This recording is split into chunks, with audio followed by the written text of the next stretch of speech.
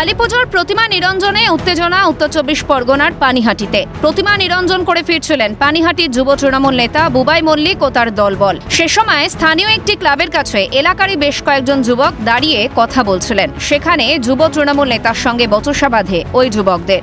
আগ্নেয়াস্ত্র, ইট, বাঁশ দিয়ে বেধড়ক মারধরের অভিযোগ তৃণমূল নেতা বুবাই ও তার দলবলের বিরুদ্ধে। পরিস্থিতি সামাল দিতে ঘটনাস্থলে পৌঁছয় খড়দহ থানার বিশাল পুলিশ বাহিনী। ঘটনায় আহত 4 জনকে খড়দহ বলরাম হাসপাতালে চিকিৎসার জন্য নিয়ে যাওয়া হয়। অভিযুক্ত বুবাই মল্লিক সহ বান্টি, সাগর, কার্তিক 4 জনের নামে অভিযোগ দায়ের। ঘটনার পর থেকেই পলাতক অভিযুক্তরা। বিসর্জনে গেছিল, ফেরার পথে আমাদের সাথে এই ব্যাপারটা। তোমরা কি বললে?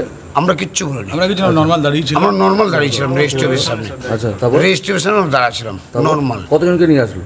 35-40 জন ছিল। 30-40 জন ছিল, সব বাচ্চা বাচ্চা ছিল। তারপর আবার ছেলেপেলেরা সব আসছে, যখন আসার পর ক্লাবের সামনে যেখানে আমরা ছিলাম রেজিস্ট্রি অফিসের সামনে এসে রানিংয়ে মারফাট চালু করলো। আমরা বাস ফাঁস ইট ফিট দিয়ে মারা চালু করেছিল। আমি তো ওর বইয়ের কাছে ছিল, নিয়াম মল্লিকের কাছে। পাল্টা অভিযুক্তদের বিরুদ্ধে অভিযোগ করেছে যুব তৃণমূল নেতা। অভিযুক্তরা বহিরাগত বলেও জানিয়েছেন তিনি।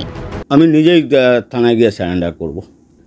এগুলো কে কিভাবে বলছে, তো যে কেউ যে কারো এগেনস্টে বলতে পারে। যারা মেরেছে তাদের এগেনস্টে কি আজ পর্যন্ত কোনো লিখিত কমপ্লেন আছে? কিন্তু যারা মার খেয়েছে তাদের এগেনস্টেই কেন কমপ্লেন হচ্ছে?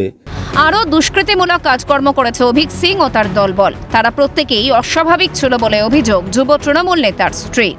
যখন আমি তাদেরকে ঠেকাতে যাই যে তোমরা কেন এটা করছো, তোমরা কে, তোমাদের এখানে কি দরকার, এখন আমরা যখন ভাষা নিয়ে এত লোকজন নিয়ে যাচ্ছি, তখন পরিতোষ দাস আমার উপর অ্যাটাকটা করে।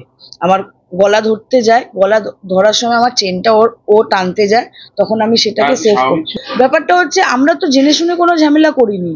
আমাদের সাথে ওখানে অন্যায় হয়েছে, এটা সাধারণ পাবলিক দেখেছে, সাধারণ পাবলিক তাদেরকে গণধোলাই দিয়েছে।